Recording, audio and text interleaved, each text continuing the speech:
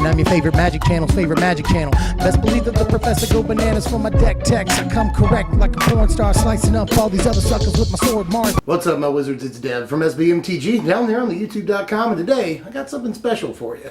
Not the cat, he's here all the time. Love you, AB. Instead, we're going to do 5 whole decks in one video. And there's a couple of cool things about these 5 decks. Thing 1, first of all, they're all commons all the time. Every single one of these decks consists of nothing but commons, which means you can play them in Pauper. They're all about $3 or $4 to build on TCG Player, so the price is right. And they're all standard legal, which is thing 2. Thing 3, by the way, is that they're all rotation proof. So even though you're only spending a couple of bucks on each deck, you won't have to worry about wasting any money on Dragons of Tarkir or Magic Origins. And one of the coolest things about these decks is that they play well against one another. So if you got a couple of buddies and you want to play some Magic, but you don't want to spend all the money in the world doing that like they want you to do, then you can buy all 5 of these decks for a total of less than $20 on TCG Player. So pretty good night or two of Magic right there for less than $20. Just play these decks against one another, you have a blast. And one more thing before we start the decks for realsies here. Usually I save this till the end, but a lot of work went into this sucker, so I want to go ahead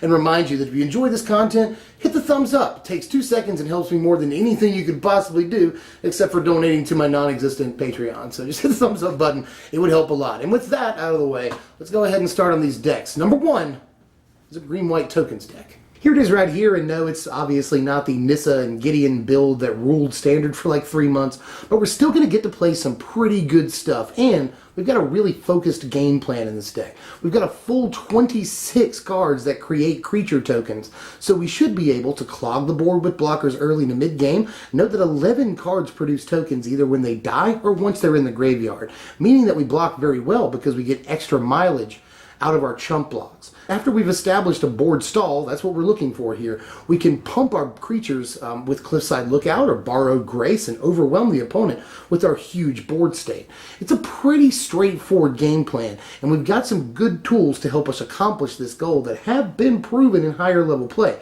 like Thraben Inspector and Blister Pod, but we've also got some pieces here that are better than they look, particularly Desperate Sentry and Thraben Standard Bearer. Desperate Sentry leaves behind a pretty big creature when it dies, and it can actually get delirium sometimes and become the biggest creature in the deck by itself. And Thraben Standard Bearer can turn unwanted lands that you top deck late in the game into creatures, which can be very, very good. We also get to play a number of good sideboard cards in these 2 colors, the most important of which, at least in this deck, is Plummet, because flyers can really end up ruining our plan.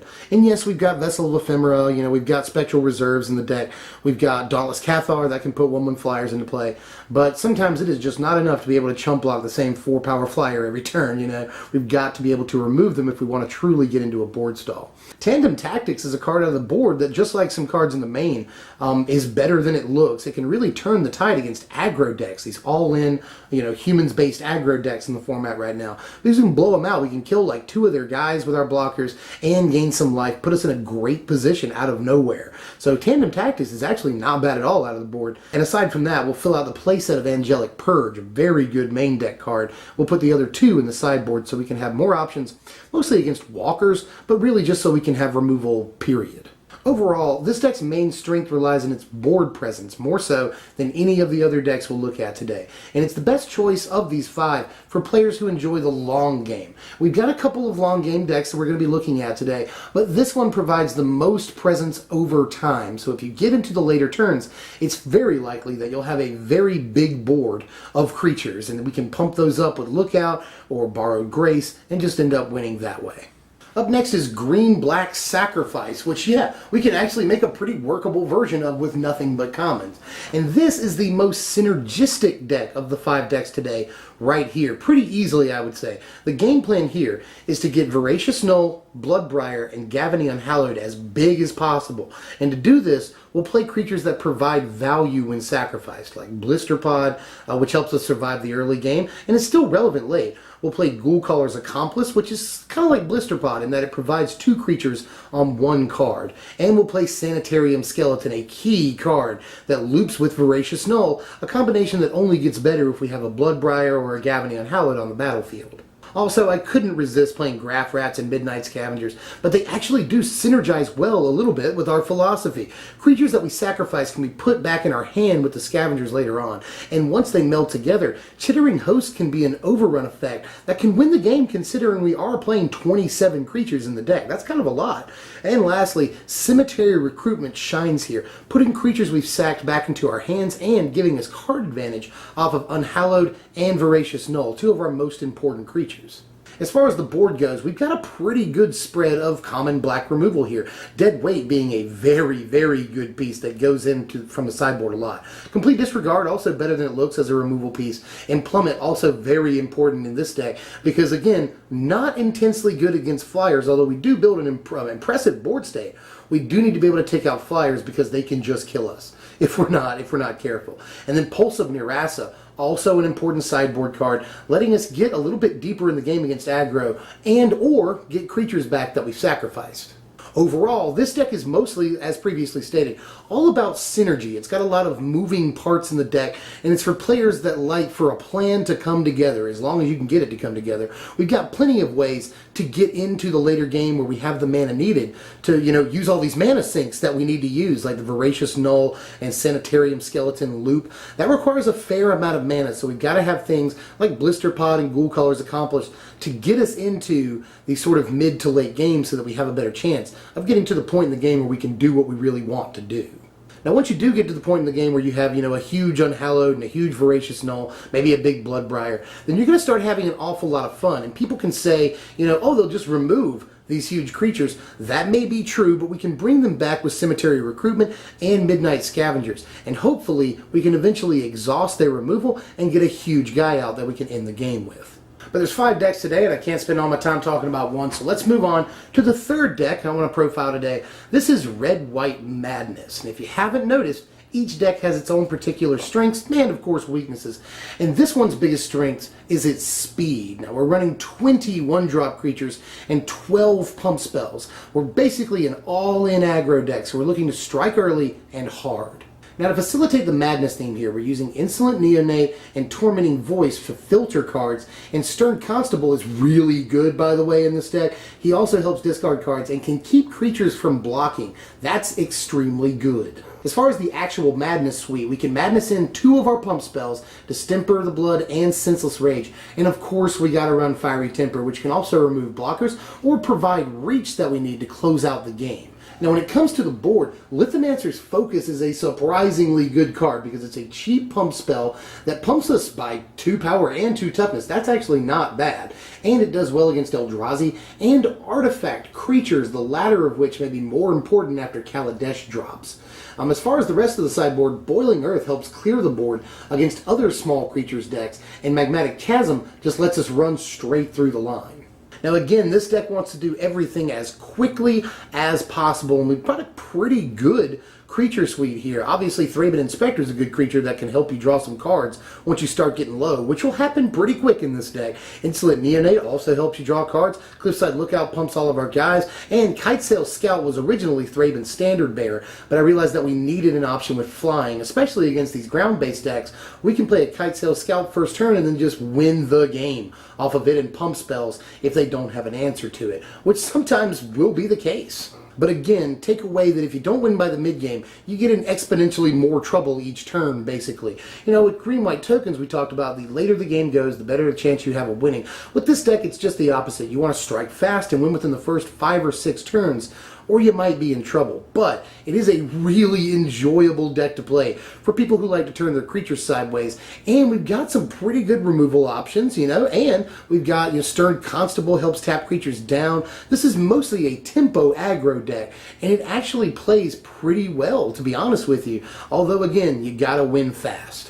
Now, these last 2 decks are my favorites of the bunch. I'm not sure that they're the best of the bunch, but they definitely look the most cohesive, and they play off of already proven philosophies in Standard right now. So number 4, after all that build-up, is Green-Blue Emerge. Now, this strategy is pretty familiar. We're going to play creatures that give us some form of value either on into the battlefield or when they die, and we'll emerge them into bigger creatures. Cut and dry, we've seen this strategy before in really high-level play.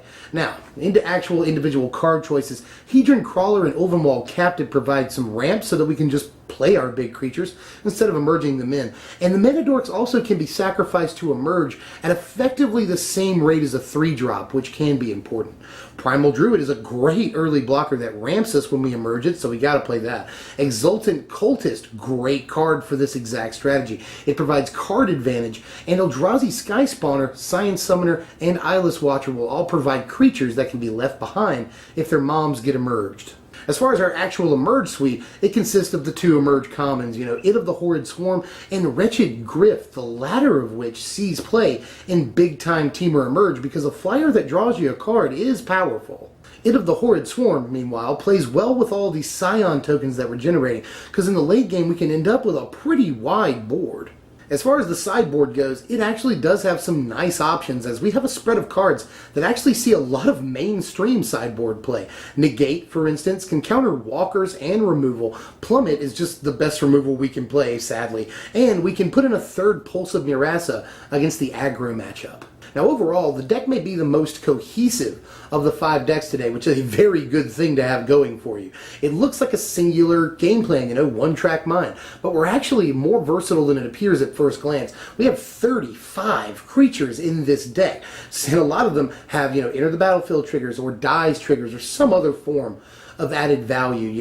Exultant Cultist and Wretched Griff are both card advantage. Eldrazi Sky Spotter, Science Summoner, Eyeless Watcher, they all create creatures for us. That's added value. Ulvenwald Captive can get much bigger in the late game. That's really good. Primal Druid, dies trigger. So lots of added value in this deck and a lot of creatures. So even if we're not emerging in really good guys, we can sometimes just overwhelm them off of the sheer number of creatures in the deck. But there has to be a final deck, and this is my favorite deck of the day, although, fair warning, it leans heavily on one card. This is Red-Blue Thermo-Alchemist. Now, just like its standard counterpart, all we're trying to do here is burn out the opponent with as many activations of Thermo-Alchemist over the course of a couple of turns as we can feasibly get. Now, to that end, we've got nearly 20 cards that draw cards in the deck, allowing us to cycle through cards quickly and tap Alchemist as often as possible.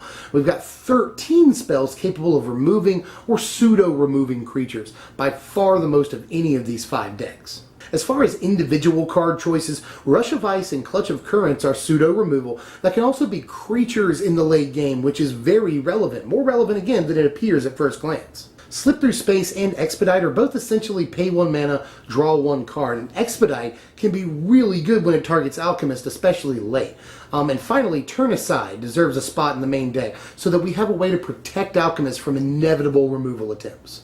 Now, this sideboard is basically a continuation on this idea. It packs more copies of Turn Aside, Dispel, Negate, so you can counter anything they try to throw at your guy, and against especially removal-heavy decks, this sideboard is indispensable, because if we lose an Alchemist, we might be in trouble. Now, Boiling Earth also makes an appearance in this sideboard because it can be also indispensable against aggro and tokens decks. And if you play all these decks against one another one night with all your buddies, Boiling Earth is an especially powerful sideboard card, trust me. Now overall, this deck can be described as a glass cannon. It does what it does very, very well, but it is very susceptible to being disrupted if they can remove the Thermo-Alchemist. But we've got ways in the main deck, and definitely the sideboard after game 1, to protect our Alchemist. And if we get 2 Thermo-Alchemists on the board and they can't remove them, that is often game over. I hope you enjoyed all of that. Those are 5 all-commons decks that you can make and play with your buddies, or even take it up to F&M, man. That Red-Blue Thermo-Alchemist might actually be pretty good at an F&M depending on the overall skill level of your LGS. And you can also build these for very, very little on Magic the Gathering Online, and go play them in Pauper. They're a good way to start playing Pauper. They're a good way to start playing Magic in general if you're a newer player. Help you, build something workable and that has good synergy for a very low cost. But aside from just being a new player, if you just want to play Pauper on MTGO, these are all pretty good jumping off points that can win you some games along the way, and they can, definitely be upgraded. Like, for instance, Red-Blue Thermo-Alchemist. Just play this version of the deck until you're rich enough to get your lightning bolts and your brainstorms, and then put those in instead. And obviously there are other upgrades. You know, if you have Nissa or Gideon, throw them into the green-white tokens build. If you have like an extra $1, get some Lashweed Lurkers and put them in the green-blue emerge. So these aren't incredibly hard decks to upgrade, more or less no-brainers, but they are good, again, jumping off points for Pauper or even Standard, depending on the power level of your LGS. And with that, I'm done. That's all I've got for today. Take to the comment section. Let me know how you felt about these decks. And I'm really interested in this. Any ideas I didn't cover? What decks can we build with nothing but commons in this format right now that I haven't covered? If you have any ideas, I'm all ears. I'm really interested to hear that. And I will see you guys later. If you enjoyed the content, like the content, and sub if you're new so you can get more stuff like this, plus deck text, Kaladesh spoilers, top 10 lists. We kind of do a little bit of everything. And I will see you guys later. I'm Deb from SBMTG. Thanks for watching, my wizards.